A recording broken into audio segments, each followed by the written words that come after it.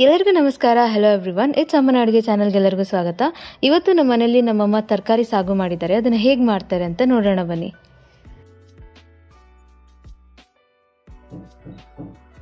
ಸ್ವಲ್ಪ ಕೊಬ್ಬರಿ ಪುಡಿ ಮಾಡ್ಕೊಂಡಿದ್ದೀನಿ, ಹಸಿ ಕೊಬ್ಬರಿ, ಒಂದು 5 ಇಳ್ಕೊ ಬೆಳ್ಳುಳ್ಳಿ, ಒಂದು ಸ್ವಲ್ಪ ಗೋಡಂಬಿ, 4 ಹಸಿಮೆಣಸಿನ್ಕಾಯಿ, ಒಂದು ಶುಂಠಿ, ಸ್ವಲ್ಪ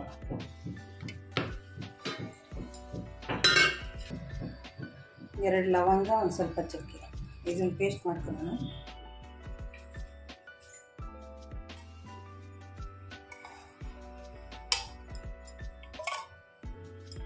ಒಂದು 2.5 ಸ್ಪೂನ್ ಎಣ್ಣೆ ಹಾಕ್ಕೊಂಡಿದ್ದೀನಿ. ಒಂದು ಈರುಳ್ಳಿ ತಗೊಂಡಿದ್ದೀನಿ ಚಿಕ್ಕದು,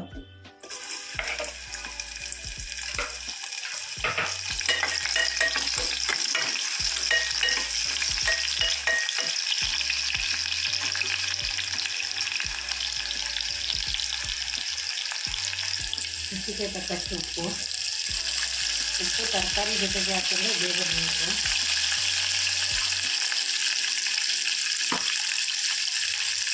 ಒಂದು ಟೊಮೆಟೊ,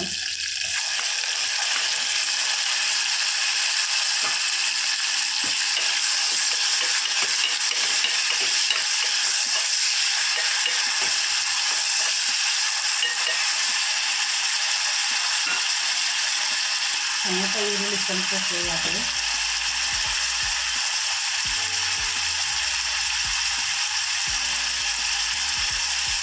ಇದು ಬೀನ್ಸು, ಕ್ಯಾರೆಟು, ಆಲೂಗಡ್ಡೆ, ಒಂದು ಅರ್ಧ ಕ್ಯಾಪ್ಸಿಕಮ್ ಕಟ್ ಮಾಡಿ ಇಟ್ಕೊಂಡಿದ್ದೀನಿ ಸಣ್ಣಗೆ.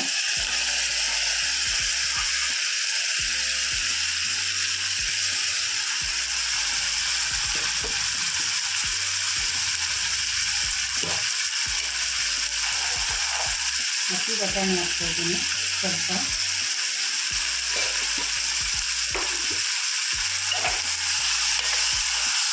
ಎಣ್ಣೆ ಒಂದು ಸ್ವಲ್ಪ ಫ್ರೈ ಮಾಡ್ತಾಯಿದ್ದೀನಿ.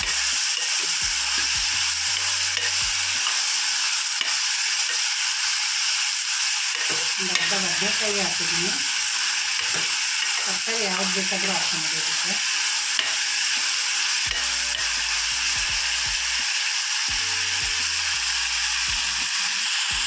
ಸ್ವಲ್ಪ ಅರ್ಶಿನ,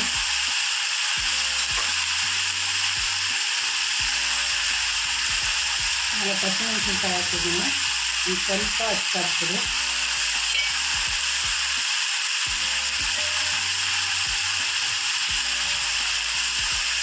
ಧನಿಯಾ ಪುಡಿ 1 ಸ್ಪೂನು,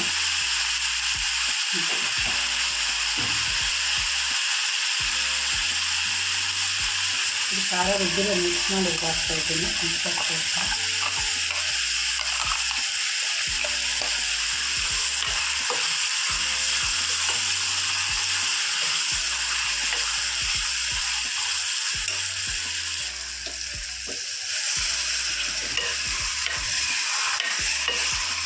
ನಿಮಗೆ ಎಷ್ಟು ಗಟ್ಟಿ ಬೇಕು ಅಷ್ಟು ನೀರು ಬೆರೆಸ್ಕೊಂಡ್ರೆ.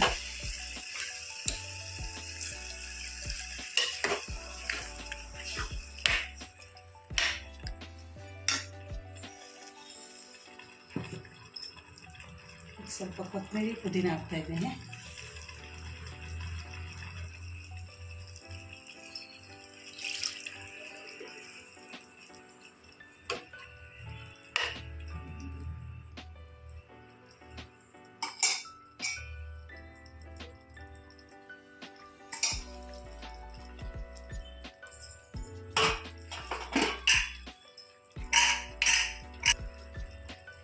ಇದು ಒಂದು ವಿಜಿಲ್ ಬರಲಿ.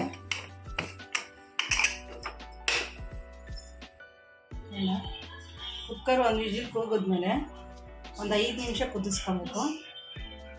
ಗೊಜ್ಜು ರೆಡಿಯಾಗಿದೆ.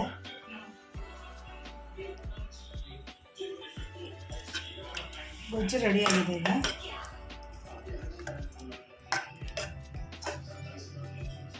ಕೂಲ್ ಆದಮೇಲೆ ಒಂದು 5 ನಿಮಿಷ ಕುದಿಸ್ಕೊಬೇಕಾಗ್ತದೆ. ತುಂಬ ಟೇಸ್ಟಿಯಾಗಿರ್ತದೆ. ಪೂರಿ, ಚಪಾತಿ, ಅಕ್ಕಿ ರೊಟ್ಟಿ, ತರಕಾರಿ ಸಾಗು ಅಂತೂ ತುಂಬ ಅಂದರೆ ತುಂಬ ರುಚಿಯಾಗಿತ್ತು. ನಮ್ಮಮ್ಮ ಪೂರಿ ಮಾಡಿದರು, ಪೂರಿ ಜೊತೆಗೆ ಸಾಗು ಮಾಡಿದರು. ಪೂರಿಗೆ ಮಾತ್ರ ಅಲ್ಲ, ಚಪಾತಿಗೆ, ಅಕ್ಕಿ ರೊಟ್ಟಿಗೆ ಕೂಡ ಸಾಗು ತುಂಬ ಅಂದರೆ ತುಂಬ ಒಳ್ಳೆ ಕಾಂಬಿನೇಷನ್.